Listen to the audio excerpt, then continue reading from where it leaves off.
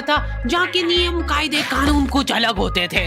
इस जेल के कैदी डेली अपने घर से बस्ता टांग के यहाँ पे आते हैं दिहाड़ी करने। कई माँ बाप उनके बच्चों को खुद इस जेल में फेंक के जाते हैं ताकि उनका बच्चा जिंदगी में एक सक्सेसफुल दिहाड़ बन सके।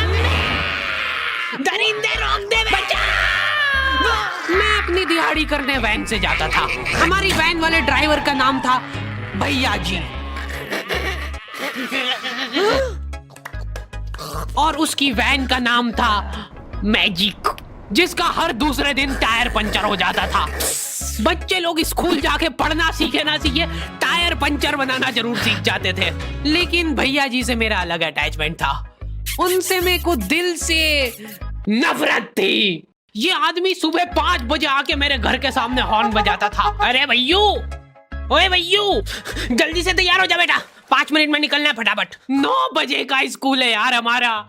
लेकिन ये आदमी सुबह सबसे पहले आके मेरे को लेता था।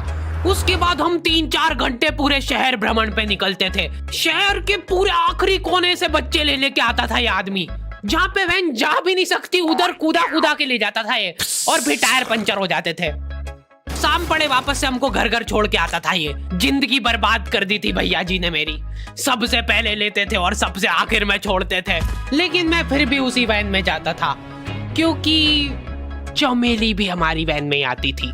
और बात यह है कि वो मेरे पास ही बैठती थी, मतलब मजबूरन। उसके पास और कोई ऑप्शन ही नहीं बचता था और मैं बचाता भी नहीं था। मैं घर पे जाते से जो 2-3 घंटे मेरे को सोने के लिए मिलते थे उसमें सोता नहीं था और मैं प्लानिंग करता था कि कैसे चमेली सिर्फ मेरे पास बैठे। चमेली सबसे आखिर में आती थी और मैं सबसे पहले सुनसान वैन में चढ़ के बस्ता अपने पास में रख के और फसर के सो जाता था। बाकी सारे बच्चे अपना बस्ता गोदी में रखते थे क्योंकि तुम्हारे बाप की वैन नहीं है, मतलब मेरे भी नहीं थी। पर मेरे ऊपर भैया जी को तरस आ जाता था कि बेचारा 5 बजे से आया है, तो वो सोने देते थे। अरे कैसे चला रहा है ये गाड़ी? रुक जा, गाड़ी चलाना नहीं आती क्या? देखो, आदमी इतना तभी चिढ़ता है जब उसकी जिंदगी में कोई लड़की ना हो। नहीं है ना? नहीं, मैं समझ सकता हूँ लड़की ना होने का दुख दर्द। मैं भी किसी जमाने में लड़कियों की तलाश में गली मोहल्ले भटकता था। फिर एक दिन मेरे पास से वो निकली। जैसे ही मैंने हैपन खोल के देखा उसकी आईडी मेरे फोन पे चमक रही थी। हैपन ये एक रियल लाइफ डेटिंग ऐप है। यहाँ पे तुमको वो लोग मिलेंगे जो तुम्हारे आस पड़ोस से निकले हो कभी ना कभी। 100 किलोमीटर दूर रहने वाले लोगों से बात करके फायदा ही क्या जब तुम मिल ही ना पाओ। और अगर तुम्हारी घिनौनी शक्ल देख के यहाँ पे तुमसे कोई प्यार मोहब्बत नहीं भी करता है तो तुम फ्रेंडशिप तो कर ही सकते हो फिर भी। So go and check it out happen. Link is in the description. लेकिन मैं सोता नहीं था। मैं आंख बंद करके चमेली के घर का इंतजार करता था। तो क्योंकि चमेली आखिरी में आती थी तो वैन पूरी पैक पुक हो रखी होती थी। बच्चे बाहर उबल रहे होते थे और मैं अपना बस्ता पास में रख के एक्टिंग देखो एक्टिंग।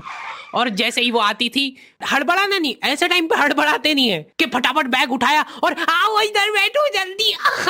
मत करना ये हरकत, भाग जाएगी वो। ठरक नहीं झलकना चाहिए जरा सिक भी, एकदम सटल रखना है। क्या हुआ? और कहीं जगह नहीं है क्या? तेरे मुंह में मूत दूंगा मैं। अच्छा ठीक है, इधर ही बैठ जाओ। देख रहे हो एक्टिंग देखो तुम लौंडे की। ना जाने कौन सी नशीली खट्टी मीठी खुशबू लगा के आती थी चमेली। आज तक उसकी खुशबू है मेरी नाक में। मैं वो खुशबू का पूरा मजा ले ही रहा होता हूँ, इतने में एकदम भभका बास आती है निकाह से। जैसे ही मैं बाहर झांकता हूँ, मरा हुआ कुत्ता पड़ा है वहाँ पे। एक काली कार सूख करके निकली और मेरे बच्चे को मार दिया। कैसे करके निकली? शूक। ऐसे नहीं निकली थी, मैं यहीं पे खड़ा था, वो कार आई थी और जैसे ही वो बच्चा नीचे आया तब वो खड़ा, वो बच्चा चिल्लाया और फिर कार शूक करके भाग गई। उधर कुछ बच्चे ऑटो रिक्शा से भी आते थे स्कूल।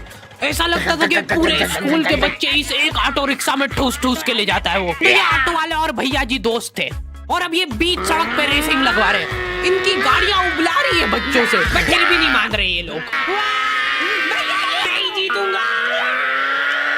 स्कूल जाके वो पीछे मुलट के देख रहा है तो एक बच्चा नहीं बचा उसके ऑटो रिक्शा में। हमारे भैया जी बेचारे पीछे से उनके गिरे हुए बच्चों को उठा उठा के ला रहे थे। ये सब हरकतें करके हम लोग जैसे तैसे कैद खाना पहुंच जाते हैं। सुबह 5 बजे से निकलने के बावजूद हम लोग लेट पहुंच रहे हैं। वहाँ पे पहुंच के हमने देखा कि 4 लौंडे मरे हुए पड़े हैं। जिनको डॉन ने मारा है। डॉन हमारे स्कूल की इंचार्ज थी। डॉन का कद छोटा था और पेट मोटा था, और आश्चर्य की बात यह है कि समय के साथ उसकी हाइट कम हो रही थी। मतलब बड़े नहीं बड़े वो चलता एक बार को, पर इसकी कम हो रही थी। डॉन बहुत स्ट्रगल करके कार से स्कूल आती थी खड़े होके, क्योंकि बैठ जाए तो उसको सामने की सड़क नहीं दिखती थी। वो अलग बात है, खड़े होके भी पूरा नहीं दिखता था। हर रोज 2-4 कुत्ते कुचलते हुए आती थी वो। फिर मेरे को समझ आया कि रास्ते में जो कुत्ते दिखे थे वो डॉन इस कैद खाने में छत पे बैठी रहती थी स्नाइपर लेके। कोई भी कैदी कुछ गलत गतिविधि करता हुआ दिखता था तो वहीं पे, मैडम इनकी लाश का क्या करना है? अरे ये तो आपको पता ही है। कहाँ रह गए थे यार झमू दीदी, फटाफट ये खून वून साफ करो। झमू दीदी बुलेट से स्कूल आते थे और ये अफवाह फैली हुई थी पूरे स्कूल में कि उनके घर पे मर्सिडीज भी है, लेकिन झमू दीदी हम्बल रहना पसंद करते हैं। ऐसा कहा जाता था कि ये स्कूल ऑन पेपर झमू दीदी के नाम पे ही है, पर वो हम्बल रहने के लिए यहाँ पे झाड़ू पोछा लगाती है। वैसे मैडम इन्होंने करा क्या था? गैर कानूनी पेन फाइट का सट्टा खेलते थे ये लोग क्लास में। उससे मेरे को प्रॉब्लम नहीं है, मेरे को क्यों नहीं? हाँ, हमारी क्लास में पेन फाइट का सट्टा चलता था। हमारे इधर जो लौंडा पेन फाइट में जीतता था, सामने वाले का पेन उसका हो जाता था। कुछ बच्चे अपना सब कुछ दांव पे लगा देते थे और कर्जे में डूब जाते थे। फिर भी वो लोग हार नहीं मानते थे और अपने दोस्त से पेन उधार लेके खेलते थे और वापस हार जाते थे। तो अब क्लास में कुछ बच्चों के पास पोटला भर के पेन पड़ा है और कुछ बच्चों के पास पेन ही नहीं है। पेन इस कैद खाने की करेंसी थी, जिसके पास जितने महंगे पेन वो उतना रईस। यहाँ पे ब्लैक में पेन इधर उधर होते थे। नॉर्मल लोगों के पास होते थे 5 रुपए वाले जीफी जेल, जो कि तुम एक पन्ने पे लिखोगे तो पीछे 10 पन्ने तक छप जाएगा। और उनसे भी गए बीते लोग होते थे जो 3 रुपए वाला यूज एंड थ्रो लेके आते थे और उससे भी उनकी अच्छी राइटिंग आ जाती थी। बहुत चिढ़ मचती थी यार मैं कौन से। और कुछ चुनिंदा रईस लोग होते थे जिनके पास होता था ट्राईमैक्स। हर बच्चे का सपना होता था कि उसके पास एक ट्राईमैक्स हो, साथ में आसपास 2-4 लड़कियां हो। मेरे को प्लीज मेरे को यहाँ पे ऑटोग्राफ दे दो। ये लो ट्राईमैक्स किंग के, ये ट्राईमैक्स क्या बात कर रही है सही में? एकदम रईस लोग ही अफोर्ड कर पाते थे ट्राईमैक्स। वो बाबड़े भी एक एक अक्षर लिख के रिफिल खोल के देखते थे। खाली हो रही है तो एक बार एक रईस बच्चे का ट्राईमैक्स चोरी हो गया। पूरे स्कूल में हाहू मच गई थी। वो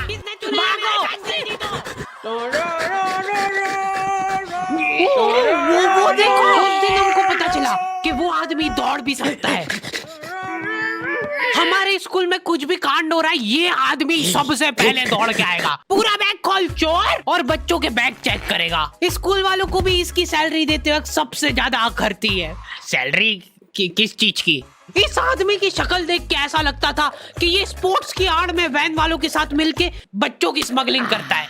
इस महान आदमी का नाम था भूषण। इसने अपनी जांग पे टैटू करा रखा था, भू अलग जांग पे, सड़ अलग जांग पे। सर कल से खो खो खेलने के लिए कितनी बजे आना है? वो तो बैग चेक करा पहले तू। इन्होंने पूरे कैद खाने के कैदियों को लाइन से खड़ा कर दिया है। पेन हमारी क्लास के बच्चे का गुमा है और पूरे स्कूल में ढूंढ रहे हैं लोग। आखिरी में पता चलता है कि वो बच्चा घर पे भूल के आ गया था उसका पेन। सॉरी बेटा, एक फेट में मुंह देगा।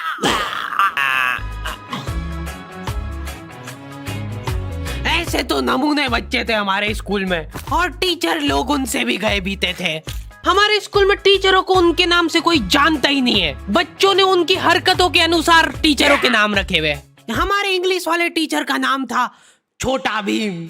इससे चिड़चिड़ा आदमी मैंने आज तक नहीं देखा। छोटा भीम की हॉबी थी लड़कों को कूटना। उस बेचारे की हाइट छोटी थी तो बच्चे के मुंह तक उसका हाथ ही नहीं पहुंचता था। बेचारा उचक उचक के मारता था, फिर भी कमर तक ही हाथ पहुंच पाता था उसका। एक पॉइंट पे मेरे को ऐसा लगने लग गया था कि उसको सैलरी लड़कों को कूटने की मिल रही है। कभी किसी बच्चे को बहुत ज्यादा मार दिया, घायल हो गया वो बेचारा, ये लो आपका एक्स्ट्रा बोनस। होमवर्क तुम्हारा बाप करेगा क्या? सर मेरे पापा मर गए थे। तू भी मर जा। ये लो। अरे वाह, नहीं चल रही, सांस तो नहीं चल रही है। हाँ कंफर्म कंफर्म मर चुका है ये। ओह ये लो आपका प्रमोशन हो गया है। लड़कियों से उसका अलग अटैचमेंट था। कौन सा परफ्यूम लगा के आई हो? सर थोड़ा थोड़ा दूर रहो। अरे मैं कुछ कर थोड़ी ना। भोली सी सूरत और आंखों में ठरक लेके स्कूल आ जाता था ये daily. So this means that he will jump over it and then he started. ये आदमी इंग्लिश को इंग्लिश में ही ट्रांसलेट करके चल जाता था हमारी नंगी आंखों के सामने।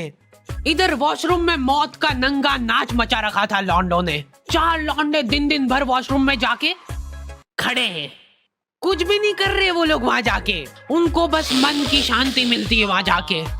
अगले दिन उन चारों ने प्लानिंग करी कुछ तो प्रोडक्टिव करते यार वहां जाके। अगले दिन वो सब पानी की बोतल लेके गए। अब वो पानी पी पी के हाथों हाथ मूत रहे हैं। और ये टीचर लोगों को प्रॉब्लम क्या है, बच्चे अगर वॉशरूम जा रहे हैं तो एक गया है तो अभी दूसरा नहीं जा सकता है। क्यों? तुम्हारे घर की लेटरिन थोड़ी ना है वो कि एक टाइम पे एक जना यूज कर सकता है। मान लो वो 2 जने अगर वॉशरूम में मिल गए तो वो क्या कर लेंगे ज्यादा से ज्यादा?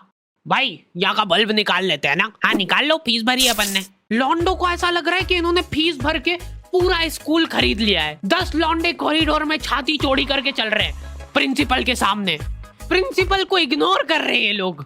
इनको ऐसा लग रहा है कि इन्होंने फीस भर दी है तो प्रिंसिपल इनके पैर पड़ेगी। उनमें से आधों ने फीस भरी भी नहीं है। हमारा स्कूल बिल्कुल सेफ नहीं था। हमारे वॉशरूम में चोरियां हो जाती थी यार। बल्ब चोरी करने के बाद सब लोग अंधेरे में मूत रहे एक दूसरे के जूते पे। उधर उधर कर। उसके बाद पूरे वॉशरूम में कुछ दिख नहीं रहा है चोरी करने का। तो ये लोग हाँ नल उखाड़ के ले गए। नल कौन ले जाता है? कभी वो मछली वाले साबुन चोरी हो जाते थे, कभी ये फिनाइल की सफेद गोली को माउथ फ्रेशनर समझ के खा जाते थे। भाई भाई इसको चबा मत, इसको चूस, ज्यादा देर तक चलेगी ऐसे। ठंडक हो रही भाई, ठंडक।